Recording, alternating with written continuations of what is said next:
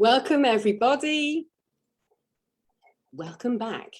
Welcome to the Sovereign Way. Welcome to a series on becoming sovereign in true wealth.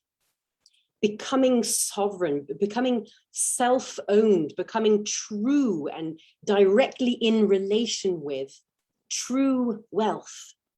It's a 4-week series, and this is the 3rd week, and your mind is going to be stretched, your heart is going to be delighted, and your stomach is going to feel full of the opulent nourishment of strong meats. Isn't that delicious?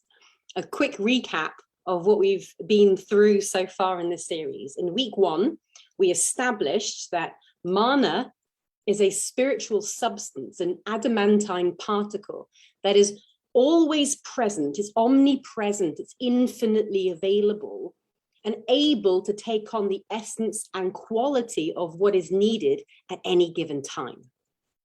It's the quantum character of light to collapse by the command of consciousness into a particularized reality according to what is desired. And your authority to command manna to convert into manifest resource lies in the extent to which you've embodied love. Because love commands the spirit and spirit moves the substance in that incredible trinity of all that is. 3 distinct nodes, source, spirit, and substance, unified as one body, as Christ's body that we are.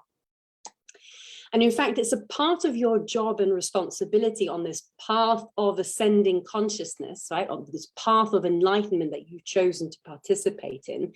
It's a part of your responsibility to demonstrate what it's like living and working in that kingdom of heaven, a world that is already benevolent, already peaceful, and already lush.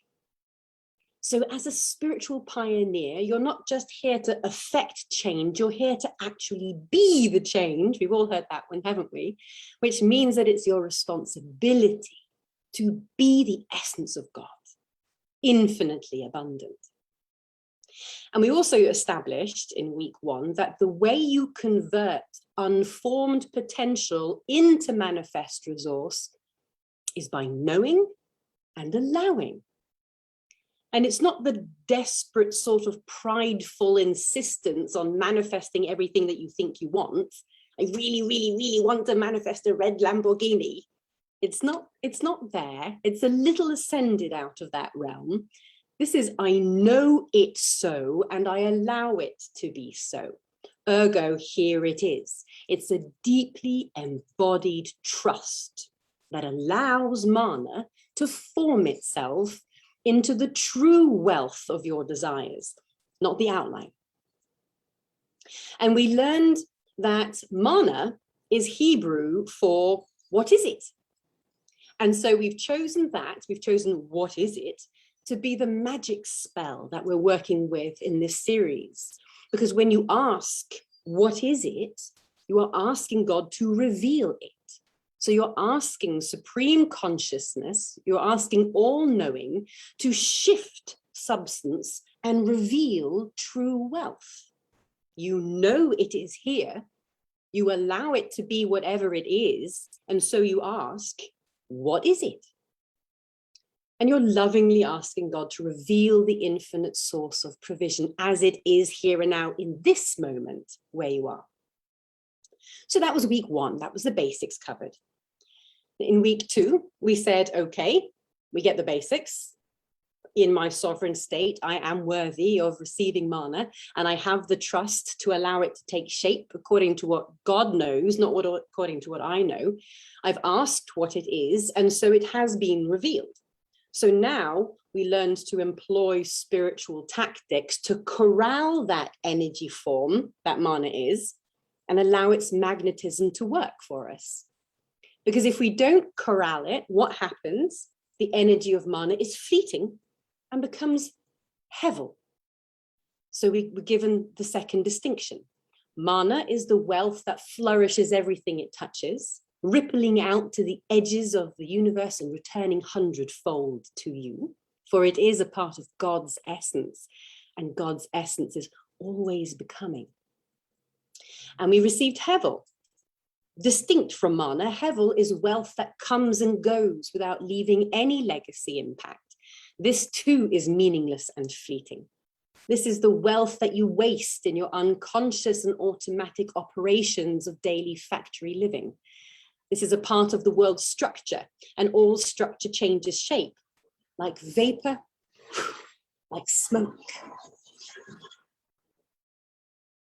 So we have manna and we have Hevel. And last week, we also outlined a spiritually true framework for stewarding manna, and I hope many of you are already experimenting with it. So now, if we're ready to play, let's go deeper and deeper into the visceral sensuality of God's love for you.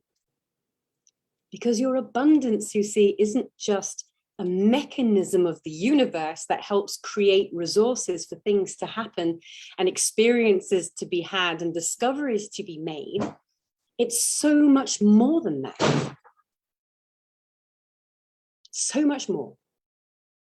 It's an endless love offering from your heavenly Father, the one who has known you since before you were born, the one who formed you lovingly in his heart, and who formed your heart on him. You are known, and you are loved. And manna is a gift of love. So let yourself be loved by him as he is opening to you so deeply. So lesson 1. Where is the richness? Lesson 1 begins now. Or another way to think of this question. So the question is, where is the richness? Another way to ask this question is, if manna is always here, if richness is always here, then where am I? If manna is a sensual, visceral reality of everlasting abundance that I can speak into knowing by the simple question, what is it? Then where am I? Now close your eyes for a moment. Come truly present into this moment. If you're here, it's because you've chosen to be here. So actually be here, be here. And listen with listen to these statements, feel into the statements that I'm about to speak and know them. Glistening gold, the rolling sands under a red sky. The cooing and chirping of a damp inner jungle. The suffocating terror of medieval persecution. The lofty, cool smoothness of an alabaster column.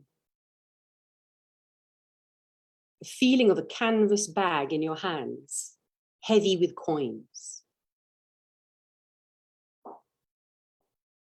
Whenever you're imagining, whenever you're participating with an imagined reality of love or of fear, visiting it in your mind invokes a sensory experience, like a whisper of a remembering.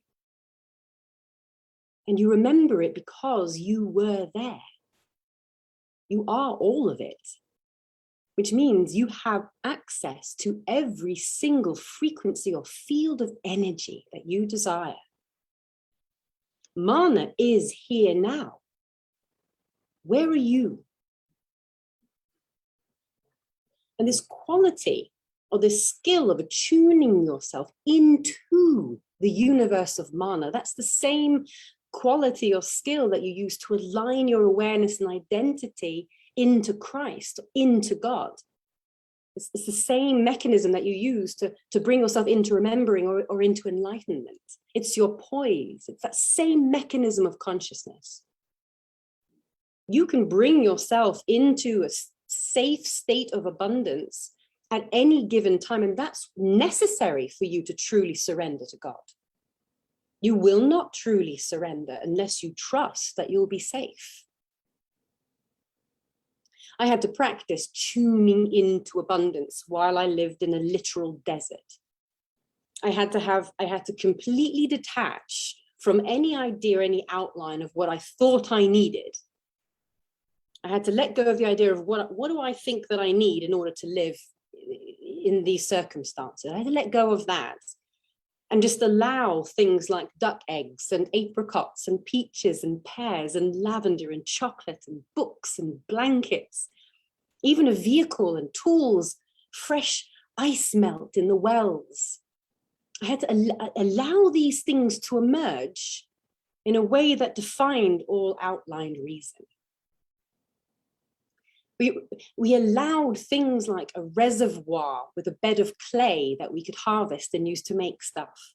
Sagebrush that kept the mosquitoes away when you burnt it, and it made the most glorious smoke on the fire under the Milky Way galaxy at night. Music with friends around the fire. You can use your mental connection, your genius. It's one of the sovereign masteries. You can use that mental connection, engaged, not empty mind, to draw vibrational realities from deep within your world of knowing. So if you're familiar with what really matters to you, and you've practiced this ability to dip into imagination and to invoke a sensory knowing of what matters to you, then you're participating with that now, lovingly commanding substance to form according to what is good and true for you.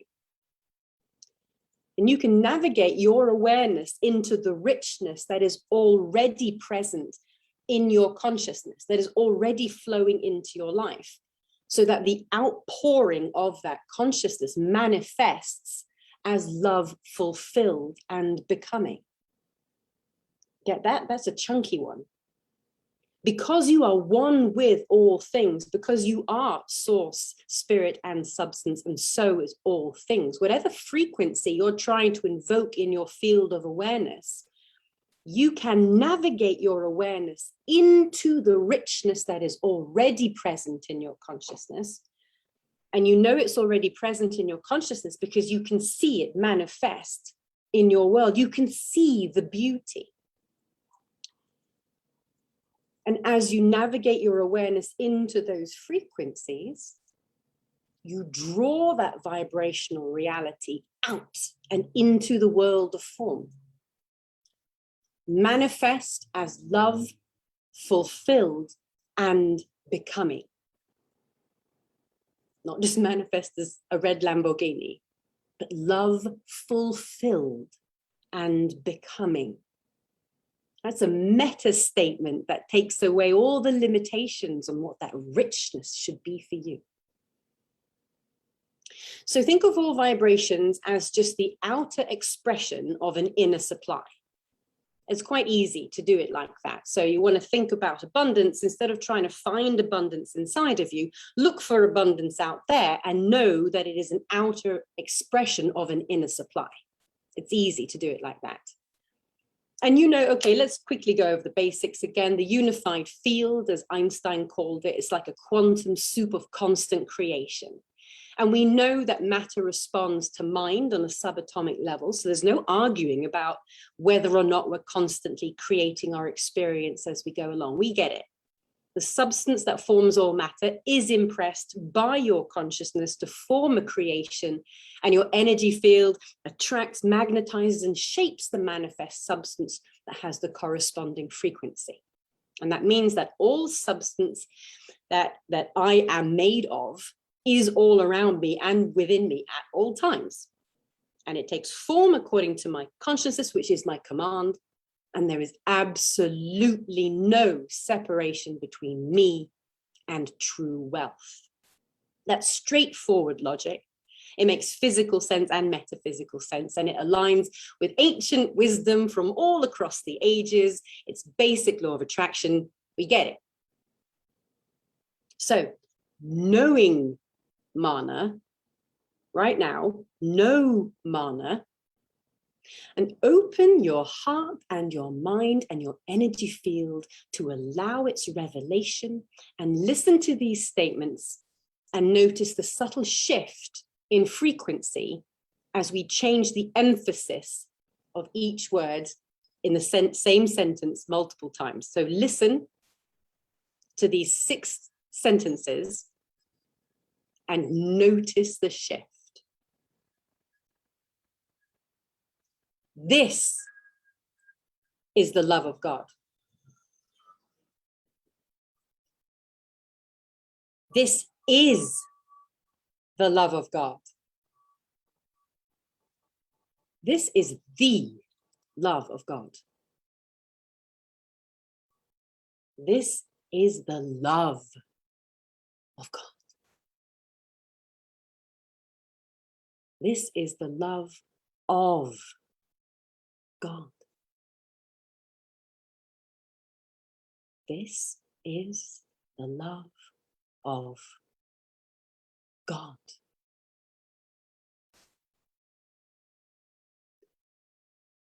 One sentence, 6 meanings.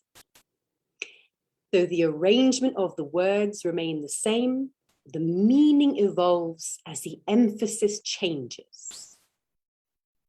So leaning through the different energy fields and noticing those subtle variations in meaning. Because meaning is how your unique reality manifests. We perceive by asking ourselves, what is the meaning of this? Don't we? Something happens, and instead of allowing it, you go, what is the meaning of this? Why have I met every single red light today? Maybe I'm not supposed to go to the tax office and pay my tax bill. I'm creating a meaning. Oh dear. Dear, oh dear, as the king would say. We ask, what is the meaning of this? And that's how our experience plays out as stories in a phenomenological universe. The structure may appear the same, but it is a malleable structure that shifts according to the meaning that you allow there to be in it at any given time. This is the love of God. This is the love of God. So we can see that there are 6 different frequencies, all embedded within that one sentence. Because all frequencies under heaven are embedded in earth. I and my Father are one. John 10:30. So the more you practice this, right, the more you practice noticing the different energy fields as you choose to viscerally move in and out of the opulence of life, the faster and more precisely you notice different energy fields in your awareness at any given time. So you're getting very discerning, like a master sommelier, you know, the one who can, he can sip the wine and he can notice a depth and a nuance and a diversity of different flavors. That's how discerning you are becoming. And with that discernment comes the responsibility of choice, right? From now on until forevermore, with that level of discernment, you have the responsibility to not claim every vibration that you feel as fact. I don't like this place because it doesn't feel good. I'm getting a bad vibe off that one. Oh, I don't know if you don't have to, even if you can feel that frequency and it's a legitimate observation, you don't need to claim that as fact. Because guess what? You can feel good because what is it? It is good. Lesson 2. What's your environment like? Okay, so if I don't have to claim every vibration as fact, and I'm becoming so discerning that I can tune my experience through different layers of frequency within the same structure of reality, now I have the responsibility to look into my environment and know what it is like. To observe, am I using the elements to enrich my experience? Am I using water, light, air, fire, earth, ether, thought? Am I using the different elements of substance, of manifest reality? Am I using them to their fullest? Let each element be full to the brim and spilling over. I learned this lesson, and this was probably the greatest abundance lesson that I learned. It was my first real one, and that was when I was 20. And I was blessed with the opportunity to visit two noble developing countries, El Salvador and Kenya. And I spent 3 weeks in El Salvador and I spent 3 months in Kenya. And those experiences were enough to create a picture in my knowing of something that I needed to know in terms of abundance. And this is what I want to share with you today. So during my time in El Salvador, what stood out to me was that in a structure where the government was known for its corruption and its oppression and its terror, and the people lived in scarce circumstances, in dirt on the streets, covered in rubbish. And there was an unconsciousness that was manifest in, for example, there would be markets down the streets and there would be fireworks being sold at the market and there would be people smoking all around the fireworks. So it's a sort of like lack of real participation with the circumstances of what is. And I noticed that they seemed forlorn, that there was a general frequency of despair and hopelessness. And I noticed this, and this was my first experience in a developing country. And so I said, well, they're poor, right? So they're poor, and ergo, this is why there's this feeling. But a few months later, I went to Kenya, and Kenya, as a structure, was also at the time known for a government that was corrupt, for oppression and cruelty, and for a people who lived in scarce circumstances. There were slums that we drove through and participated in. But something extremely interesting was emerging to me, which was that these people didn't seem to have that same despair, that same lostness. They would create fires and they would dance around the fires. And they would clap and sing and praise the rising sun. And I noticed that the circumstances between El Salvador and Kenya were not vastly different, but the energy of life, the energy of experience was completely different. Now, this is my experience. I'm not making any sort of geopolitical statement about what life is like in these two countries. This is just the lesson that I learned when I was 20 years old, all those years ago. And I saw that it truly is possible to invoke and participate in the kingdom, regardless of what the circumstance is. And I remembered this lesson later in life when my husband and I lost everything and we were tent dwellers in the wilderness. And the land itself was a harsh mistress, right? There was dirt in every bite of food that I ate. There were sharp rocks under my aching body at night. The water was ice cold and the sun was blazing hot. So the elements seemed to be at odds with us to begin with. There was physical threat from every element, right? There were poisonous cactuses, vicious insects, predators, lions, bears, and coyote. But trust in God and knowing divine order and knowing infinite abundance, I could detach my attention from the threats of the natural world, and I could choose to participate only in the opulence, in the Milky Way, in the lavender, in the sagebrush, in the apricots, in the freedom. We had one car battery for electricity and we used it to light some fairy lights. We invested what little power we had in magic. We savored the textures of things because the universe where manna is, in that universe is also divine order and the synchronicities that keep you safe from all those threats. So here's the thing, I get a lot of students asking, well, how can I focus on all of these magical, opulent, rich, lovely things when I'm living a very real and raw life on the front line? Because the world where all those opulent things are, there is the divine order that ensures that we weren't in the tent that night of the dreadful storm.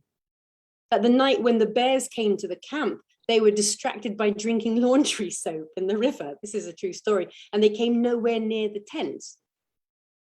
Opulence and beauty go hand in hand with divine order and synchronicity.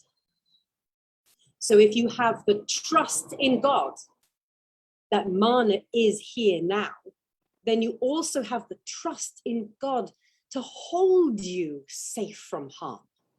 Not to lead you into temptation, but to deliver you from evil. You have that trust.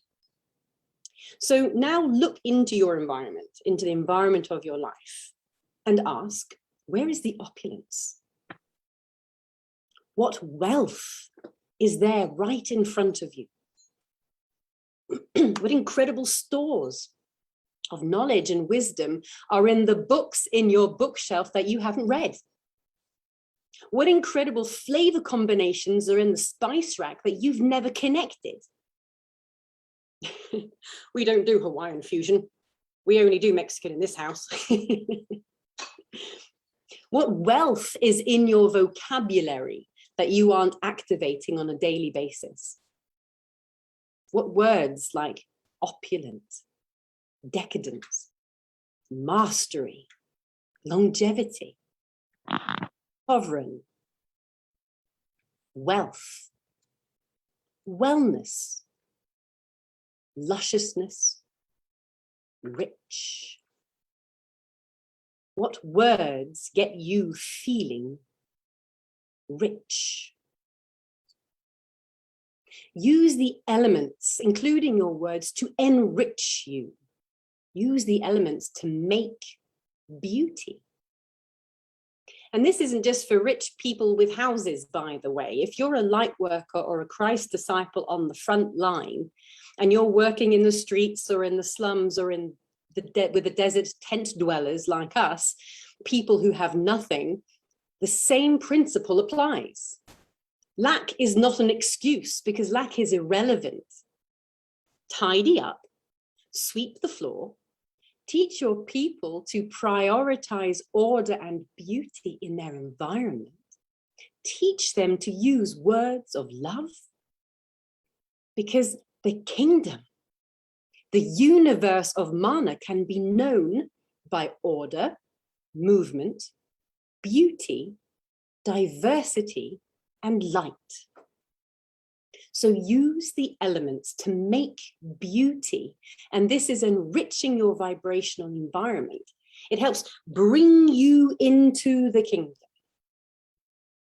There's this story, my brother told me the story, and I have tried to find the source a few times, but I don't know, I can't find a reliable source. But listen to the story, listen to the meaning of this story. So an experiment was done in the 1980s in London, where they took the best violinist in the whole universe. Let's say he had won multiple Grammys or whatever it might be. He was known for having the very finest skill on the violin. And they took the greatest piece of violin music ever composed, the most mathematically exquisite, the most vibrationally honed, the finest of the fine.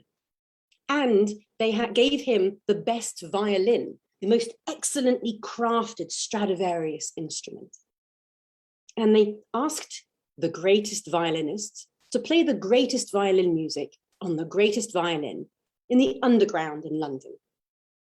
And he stood there for the whole day playing this exquisite music, and nobody stopped. Nobody noticed. Nobody could see the manna. And of course, it's because they weren't in the mindset for it. They knew where they were going over there. but they weren't able to see, to prehend, to experience, to receive the fact that here was someone who 2 days ago had sold out of Albert Hall, $600 a ticket. And that very same exquisite gift is here for free right now. What wealth is here right now, waiting for you to hear it, to see it, to smell it, to taste it? How many dimensions of opulence can you unlock? Can you experience? Can you participate with? Be with? So use the elements to bring beauty, to make beauty in your vibrational environment, and it helps bring you into the kingdom. And that brings me to lesson 3, which is increasing the calibration of food, water, and space. So this is a bit of magic work. Who enjoys magic? See some hands. Anybody? Everybody? Everybody loves a bit of magic. Magic is a very intimate way to be with God, because you're literally extending that same miraculous power of loving command. And there is a very, very special magic for enhancing the opulence in your life. There's a very special magic for enhancing the opulence in your life. Oh yes, you can literally improve the frequency and the molecular structure of anything manifest. You can improve the quality of anything, from the food you drink, to the water you drink, to the energy fields you work in, to the material goods of your production, and the weight of your words. Shall I tell you the magic trick? Does anybody want to know the magic trick?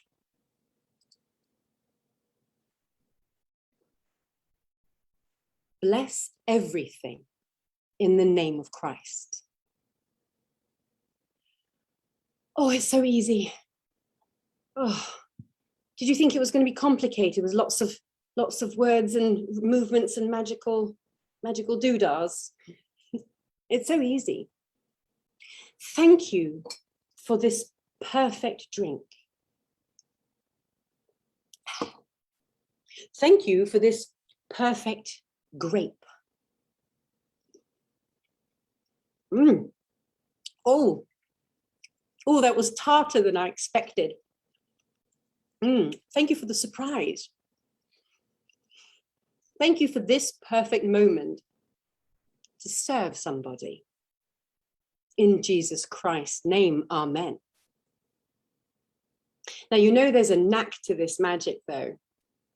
Here's the knack. You need to be in his name when you use this magic spell. You can't be a dick and just be like, in Jesus' name, you're all banished. That doesn't work. That's not going to work. You have to be in his name. His name is Emmanuel. It means God with us. It means God with and through and between us. His name is the kingdom. And when you stand firmly in the kingdom and you call the name of anything else, you draw it into the kingdom. This is ascension. This is super logical. When you are standing firmly in the kingdom of heaven, where grace reigns, when you are standing in here, your magnetism, your field of magnetism has such authority that you can call anything and you will elevate its frequency. You'll bless your food. Oh, I don't eat at that establishment. It's a low vibe.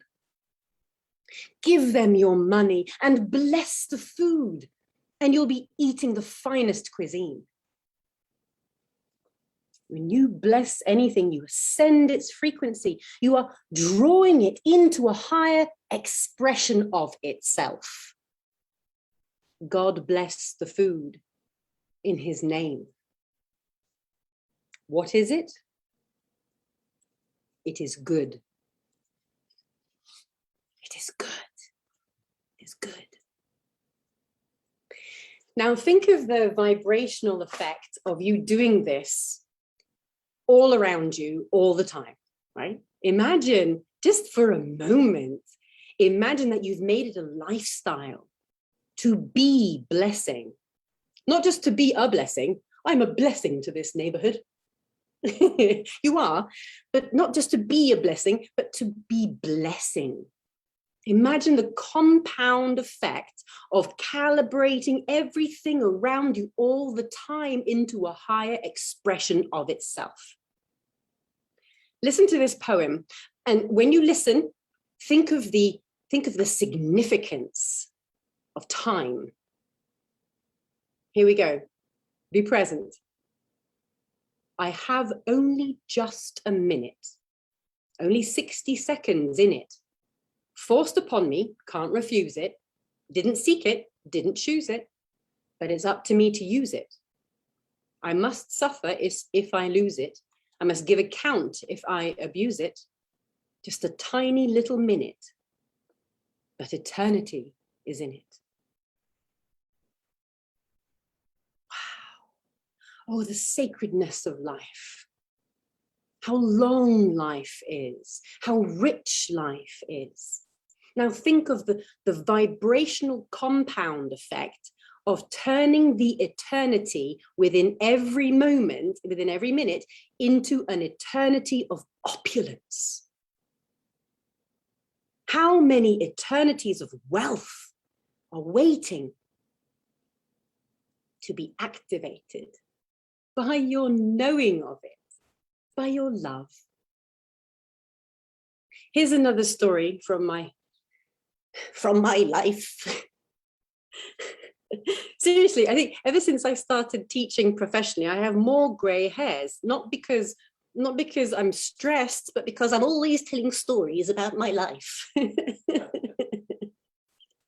But here's a good story about the compound effect, right?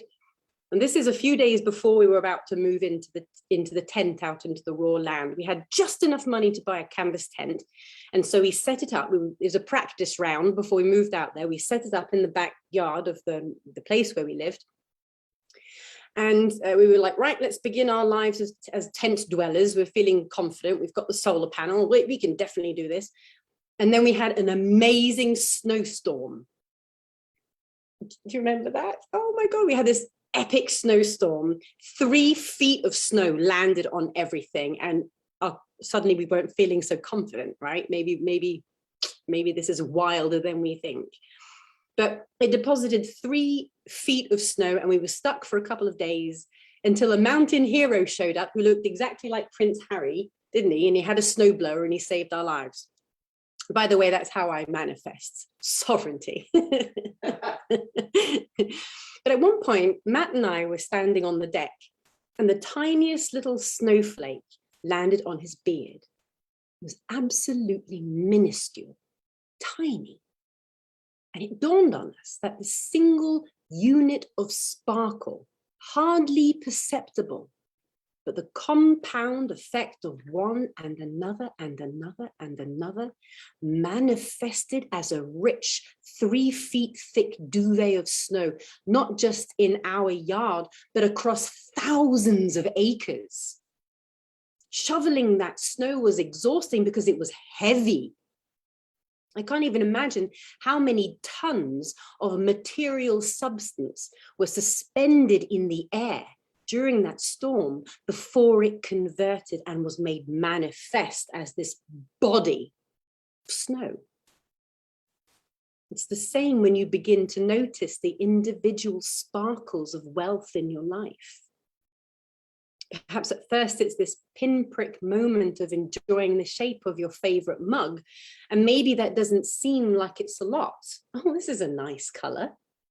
It's lovely. And maybe it doesn't seem like a lot, but the compound effect of the increasing number of moments where you notice richness magnifies and manifests a richness of life that is beyond measure. And your assets Your true spiritual assets, the storehouses you have in heaven, they go deeper into the moment, not broader. You don't need more moments for more wealth. The wealth goes deeper into the moments. So there's no cap on how much wealth you can be intimate with, no matter the circumstance. Intimate. To be intimate with wealth. That brings me to the fourth lesson, the fourth and final lesson for today, which is the exquisite delight of sharing. I'm going to share a story about Paul, and give thanks to my husband who told me this bit of information just this morning. He loves this stuff. He's always in the books. He is a wealth. He's in the wealth of knowledge. He loves it, and I get to hear the abridged version afterwards. But so this is after. So a little bit of a preface though. Paul is a thought leader. He's a spiritual pioneer.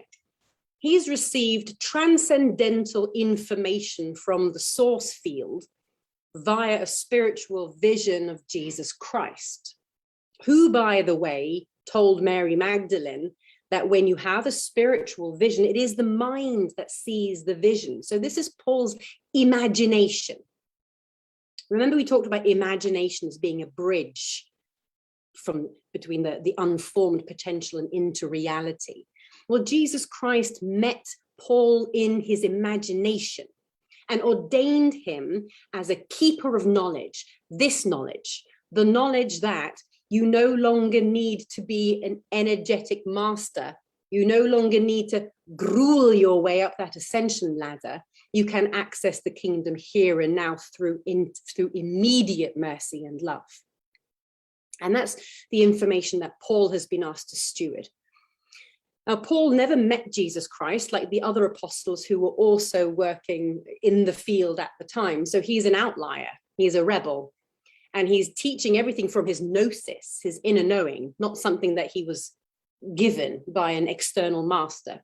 This was revealed to him. So he's a target, and he's persecuted, he's beaten up, he's tortured, he survives a shipwreck, and then he's captured, and now he's on his way to Rome. He arrives in Rome. Wait, do I need to mention the fact that he's arrived in Rome because he was captured in Jerusalem, where he said, if you let these guys try me, they're gonna stone me, right? That's how the Jews did business in the olden days.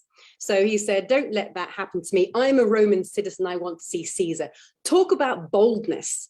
Talk about authority. So he goes, I want to see the emperor of the Roman Empire. So they take him to see Caesar because somehow he has that level of authority, right? This rebel spiritual pioneer who thinks he has something to share is captured and convinces his captors to take him to Rome. So he has some authority here. He arrives in Rome where he's tried, or he's waiting for trial. And during that time, he's shackled to a Roman guard 24/7 for 2 years while he rents a house in Rome. So he's completely imprisoned. He's completely oppressed. He's shackled to the arch nemesis, the oppressor of his spiritual people, his cultural identity. And during that time, he makes such friendship with his Roman guards. And he tells them about this truth that he's discovered. Oh, really, they say. Imagine these conversations opening up, and little by little word spreads through the legions of Roman guards, both as they all take turns to watch over Paul, and each one as they arrive receives this word through him, but also it ripples out into their ranks and spreads like wildfire. True opulence of wealth is intimacy with God, calling the one before you into the kingdom to commune with you in a shared communion of that spiritual substance of knowing. And as he calls his captor into that space, into that vibrational space, he can meet him heart to heart and share what he knows. Because he's not using linear language to convince him of a really out of this world spiritual esoteric paradigm. He's transmitting divine knowing, and it is received. That's true opulence. That's true wealth, that kind of intimacy with God. As I'm in the exquisiteness of true relation with another, in compassion or in devoted service, it is God that I am making love with. And there is never a moment that I'm not able to love. What friendships Paul must have known, right? What deep and beautiful conversation and discovery with the most unlikely people. In his friendliness and in his delight for sharing what he knew to be true, the love that lasts forever, the love that belongs to all equally, is established in that space between them. And so he established that magnetism in Rome. And thousands of hearts were freed from structure and given to love. And of course, Rome became the very foundation of the rise of Christ. Through structure. Through structure. So like then, this is a time of both ascension and legacy. Because Paul's work was legacy work, right? There are millions, billions of light workers throughout the ages who have all done their part to ascend Christ in the knowing of humanity. But Paul left a legacy.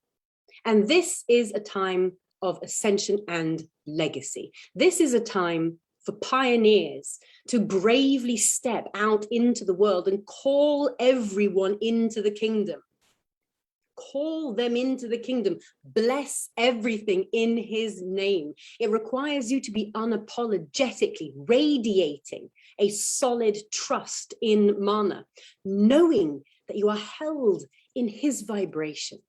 And when you need something, ask, what is it? And when he reveals it, delight in the marvel and the beauty of it. Beauty is God. Diamonds and silk, ladybirds and cotton, ashes and rust, primordial soup.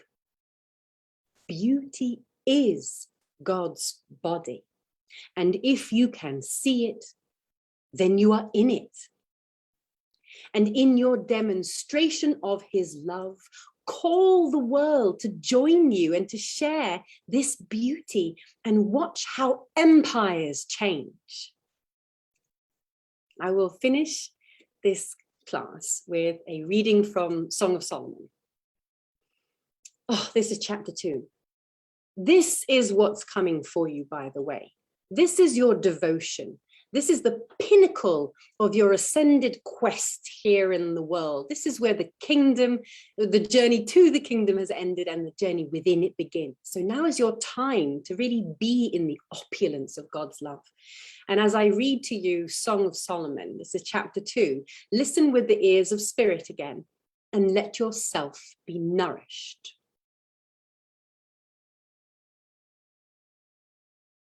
I am a rose of Sharon, a lily of the valley. Like a lily among the thorns is my darling among the maidens. Like an apple tree among the trees of the forest is my beloved among the young men. I delight to sit in his shade, and his fruit is sweet to my taste. He has brought me to the house of wine, and his banner over me is love. Sustain me with raisins, refresh me with apples, for I am faint with love. His left hand is under my head, and his right arm embraces me. O daughters of Jerusalem, I adjure you by the gazelles and does of the field, do not arouse or awaken my love until the time is right. Listen, my beloved approaches. Look, here he comes, leaping across the mountains, bounding over the hills. My beloved is like a gazelle or a young stag. Look, he stands behind our wall, gazing through the windows, peering through the lattice. My beloved calls to me. Arise, my darling. Come away with me, my beautiful one, for now the winter is past, the rain is over and gone. The flowers have appeared in the countryside. The season of singing has come, and the cooing of turtle doves is heard in our land. The fig tree ripens its figs. The blossoming vines spread their fragrance. Arise, come, my darling. Come with me, my beautiful one. In his name, amen. Thank you for joining us. I close the live stream and I open the table for our students in the Oasis. Goodbye. See you next week.